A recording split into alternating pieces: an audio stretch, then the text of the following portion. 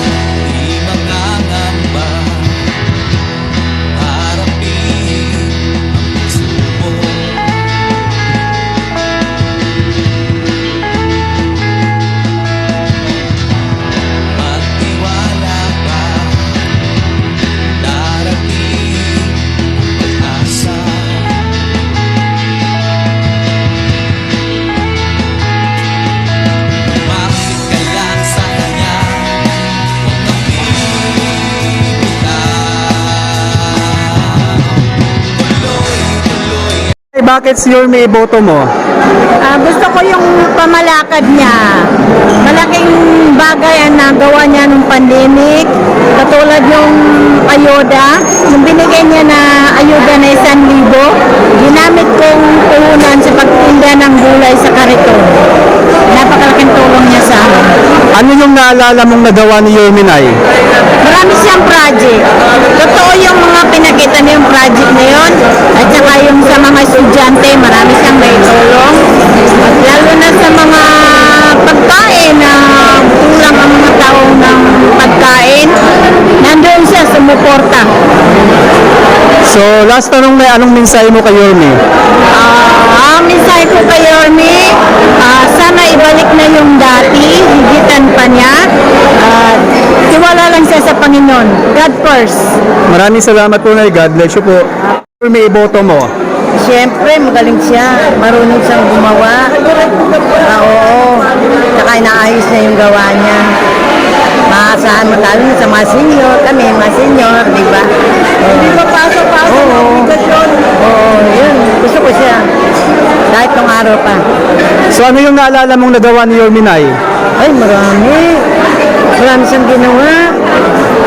Lahat ng naano niya, tumutulong siya talaga. Manila, naayos. O, saka mga senior, naayos niya. Yung mga pag tinawag siya, doon siya. So, Nay, last tanong, mensahe mo kay Yorme. Ano po mensahe mo kay Yorme? Ha? Ano po yung mensahe mo kay Yorme? Gusto kong siya uli ang maging mayor para maayos uli ang Manila. Bumalik uli yung mga nagawa niya nung araw na nawala ngayon. Okay, Nay, maraming salamat. God bless you po. Okay, yun. Bakit si Yorme iboto mo? Siyempre, nasubukan ko ng dati eh. Ngayon, nung umalis siya, kapalitan kay, yung Hani Lacuna, bangit, hindi masyadong maganda ang Pero mo, magbe-birthday ako. Nung dati-dati kay Yorme, be-birthday ka mo. Pero ngayon itong kay Lacuna, wala. So, tanong ko pa, Nay, ha? Anong naalala mo na nagawa ni Yorme? Ay, marami. Binago niya ang buong Maynila. At hindi Divisoria, malinis na. Okay. So last tanong, anong mensahe mo kay Yorme, Nay? Sana ipagpatuloy na yung mga dapat niyang inumpisan dati. So maraming salamat, Nay. God bless you. Ito na, ang mahiwagang tanong. after everything said and done, ito po ako sa harapan nyo ngayon. Matanong ko po kayo, gusto nyo pa ba akong bumalik? Wait. Baka mamaya, chinacharot-charot nyo lang ako. Ha? Talaga, gusto nyo akong bumalik? Hindi nga. Taas nga ang kamay na gusto akong bumalik. Talaga? Promise? Text man? Mamatay man sila?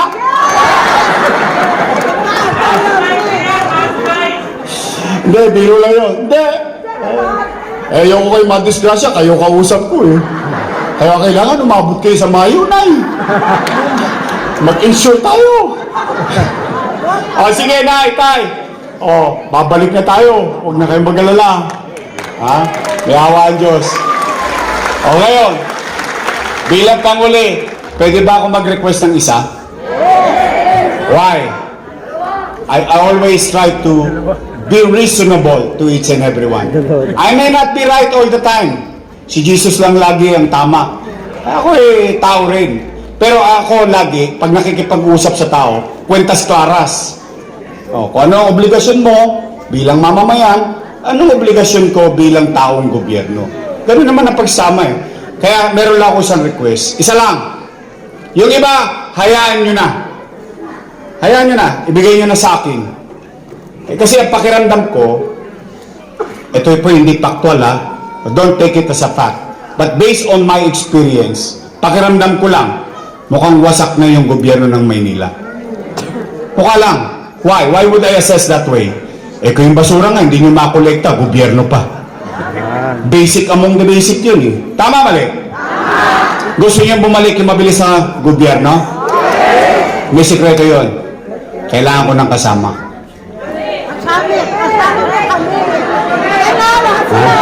Pwede mag-request straight? Hoy! Mag-ingat kayo na sagot. Mamaya, baka politiko din kayo. OPM. Promise me.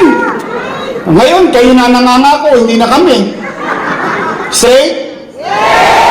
Hoy, mga taga-Sampaloc, sisingilin ko kayo. Pagtapos ng eleksyon, bibili ako ng dibidendaso. Bubuksan ko yan, titingnan ko. Prueba. Ba? Nagtotoo? Yung mga taga-Sampaloc? Straight? After election, ako naman ang singilin nyo. Promise?